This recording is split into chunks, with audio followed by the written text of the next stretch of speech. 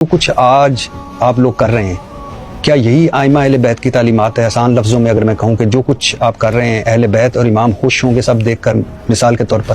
یہ ماتم، یہ سینہ کوبی، یہ زنجیر زنی، یہ تعزیے، ذی الجنا، یہ جنازے، کوئی کوئلوں پر چل رہا ہے، کوئی خود کو لہو لہان کر رہا ہے۔ دیکھیں، بعض چیزیں تو میں مانوں گا اس بات کو کہ بعض چیزیں توہین مذہب کا سبب ہیں، بعض انداز اور بعض طور طریقے، مثلا یہ کہ کوئی سوئی گھسا لی اپنے وجود میں، کوئی پیٹ میں کوئی چیز گھسا لی، کوئی اس ٹائپ کی حرکت کے جس سے مذاق بنے، کوئی حرکتیں کرنا کچھ اس طرح کی جو بعض ممالک سے بھی تصویریں آ رہی ہوتی ہیں، ہمارے ملک کے اندر بھی بعض چیزیں نظر آ رہی ہوتی ہیں۔ تو لیکن جہاں تک ماتم کی بات ہے، رونے کی بات ہے، گریے کی بات ہے، اس پر ہمارے پاس دلائل موجود ہیں اور ائمہ اہل بیت نے ہمیں اس کام پہ لگایا ہے۔ یعنی امام رضا علیہ السلام سے ہمارے پاس گریے کی احادیث، امام جعفر صادق سے، امام زین العابدین علیہ السلام جو چوتھے امام اثنا عشری اور تمام شیعوں کے ہیں۔ میں نے عرض کیا کہ چھٹے امام تک تو سارے شیعہ مشترک ہیں، بعد میں پھر چھٹے امام کے بعد اختلافات شروع ہوئے اور فرقے بنے، لیکن گریہ، ماتم اور عزاداری، کالے کپڑے پہننا، رونا، کربلا اور